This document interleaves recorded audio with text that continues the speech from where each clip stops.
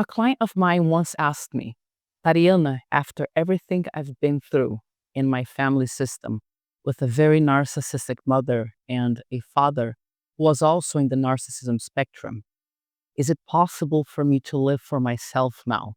Is it possible for me to know what my needs are, what my essence is, what my values are? I don't know when to smile. I don't know what I'm supposed to do at any given moment. I don't know who I am. What am I going to do with all of this pain? Because sometimes I think that I no longer want to be alive. Now, I understand where she's coming from.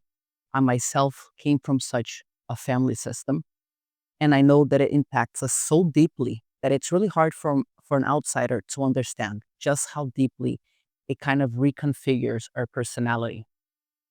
Now, I want you to know that regardless of what you've been through, and obviously I'm not in your skin, I don't know what you've been through, and I'm not going to minimize it, okay? I want you to know that you really only have power over one thing, and that's what you do with it from now on. Now, I understand that can be obvious enough, but it's not that obvious to our brain and our nervous system that has been wired to react to old neural pathways that were created in order to protect us. So essentially, what happens is throughout your life, your childhood, and your teens, as you were having some very repetitive, painful experiences, maybe you felt a lot of rejection, a lot of shame, a lot of emotional deprivation, a lot of loneliness. Whatever your experience was emotionally and physiologically in your family environment, essentially our brains are wired to identify such negative states and to hardwire them into our brains.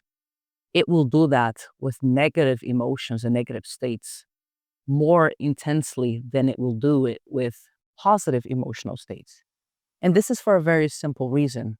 Our brain understands that if we're suffering, then we probably need to remember the context in which the suffering happened.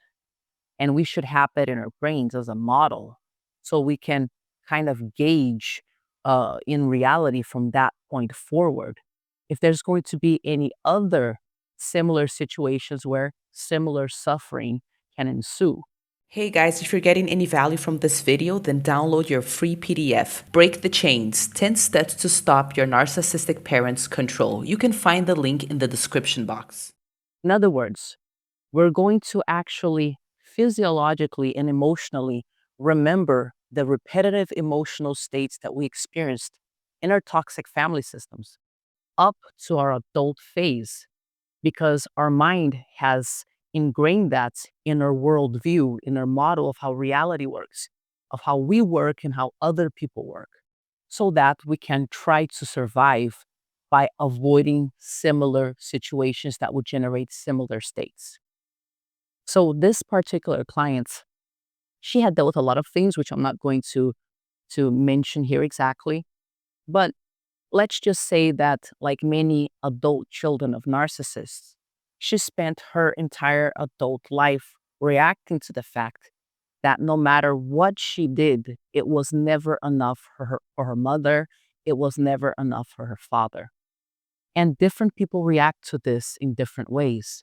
Some people become controlling, and they become very avoidant because they just gather that their emotional needs aren't important and are never going to be met. So, hey, I'm just not going to have such needs or even get in touch with the reality that I am a human and I do want intimacy.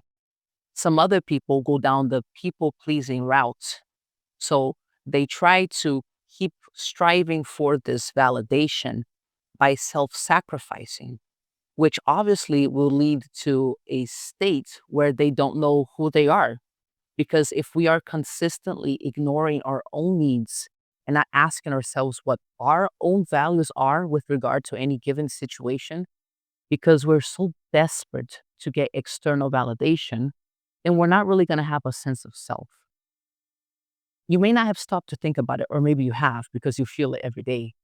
But so long as we are reacting to everything that we didn't receive, be it by denying that we wanted it all. Like, I don't need relationships. I don't need anybody. I don't need validation. Or even trying desperately to get that validation in maladaptive ways. So long as our entire personality is still ruled by the reactivation of these same old neural pathways, then we really don't have the opportunity to be calm inside and to go inside and ask ourselves, wait a second, what are my needs? What's my essence? What are my values? What do I really want? If we're reacting to the love that we got or didn't get, then essentially what we are is we are psychologically and emotionally enmeshed with our family systems, even in the adult phase. Because if you're a people pleaser nowadays, and this is something that is a residue from something you experienced as a child, then maybe your mother died a long time ago, or your father did as well.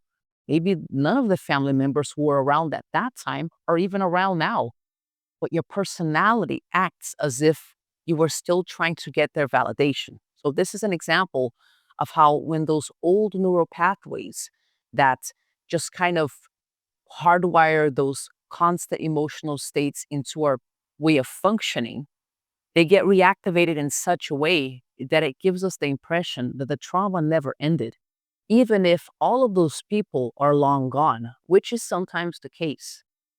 So, what we can do is we can tell our system that we're not in that situation anymore. And this involves being connected to the now. Because when we are here, we can look right and we can look left and we can be like, wait a second, I'm not a little child anymore. I'm an all powerful adult. You can probably prove to yourself that you've achieved things that maybe your self esteem wouldn't have you think would be possible. But you've done it because you're an adult now and you face those sorts of things. When we can stay in the now, which is hard when those old neural pathways get reactivated so easily, taking us back to those emotional flashbacks, right?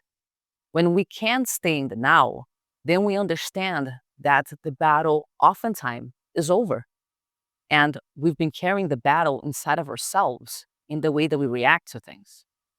Now, I understand that when clients like this and when other people are so desperate and they feel such sadness at looking at what their life has become, they feel that their life is a wasteland. Now they're in their 50s, 60s, or even older, and they feel they've spent their entire life just reeling from what happened to them when they were kids. I understand it may seem like game over to them, but with correct guidance, where they can understand that a lot of what they thought was pain that's happening now is just this flashback from the reactivation of these old systems. And when they understand that there are techniques for them to consistently keep coming back to the adult self, because the adult self can look at all of that wiring, all of those weird internalized voices in our heads that tell us things like, you're not good enough. You're never going to be good enough. You're never going to have a good life. You know, you need to self sacrifice as much as possible. Otherwise, no one's ever going to love you. Just those old beliefs that are on repeat in many of our minds. If we can find calm in the now, and it just takes emotional regulation to do so, and some techniques, right? For talking to the parts of you that are still stuck in the past. When we do that, when we have this know how, then we consistently keep coming out of those flashbacks and coming back to the now. And we can keep telling ourselves, you know what? All of that was done to me. It's not, none of it's my fault. It's not my fault that I spent the last 30, 40, 50, 60, 70 years reeling from it and reacting to the love that I never received. It's really not my fault. I didn't know any better. And also, there was nothing that I could have done differently as a child to save my mom or my dad or whoever it is that raised you, right? But what I do have power in is in what I do to remind myself those constant emotional states of despair, of loneliness, of feeling defective are just flashbacks. And when you are in your adult self, and there's techniques for that, then you can consistently keep telling yourself, wait a second, what would I tell that old version of myself? What would I tell that child, that adult version of me? And when we are in our adult self, then we can look at that teenager and be like, you know what? There's nothing wrong with you. You don't have to self-sacrifice the way that you've been doing. You don't have to suffer and think that you're going to be loved one day. That's a thankless road. I want you to know that you're loved just the way that you are. And life can be easy. Life can be light. You know, we can look at that child version of us and be like, you don't have to worry about a thing. You're a child and you can play because that's what you're here for. You know, when we are connected to our adult self, that's the only place from which we can reprogram the weird thought patterns and talk to those wounded parts of us in such a way that they finally emotionally receive that compassion and start healing through it. So essentially, when I say it doesn't matter what they did to you, this is in no way a minimization of what you've been through, because I know it could have been a lot of things that, I haven't felt personally, or maybe I have, I don't know. But I'm not here to minimize your pain. I'm just telling you there is great hope and there is like real practical, scientifically proven techniques that we can use in order to keep coming back to the now, where our only place of power is, because it's from the now that we can do something about what they did. So if you feel guilty, if you feel inferior, if you feel lost, if you feel sad, well, unfortunately, that's really common in our group. But so long as you keep on regularly using those techniques to come back to the now, almost as if you were like a monk, constantly meditating, going back to the adult place, to the adult self, trust me, that is a place of tremendous power. You are not guilty of whatever was done to you. That wasn't your responsibility. You are not to blame, but you can definitely find great power in giving those wounded parts of you that have been waiting for love this whole time some validation and tell them, hey, the war is over. You can rest now. So that's all I wanted to tell you. I wanted to remind you. I know it seems like there's nothing that could be done to heal from this. And I want you to know that there is. It's repetitive.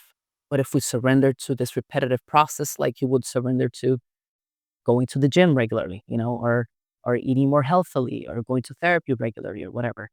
You just surrender to the need of having this habit of coming back to the now. I mean, I can't even tell you what you're capable of because we really don't know, right?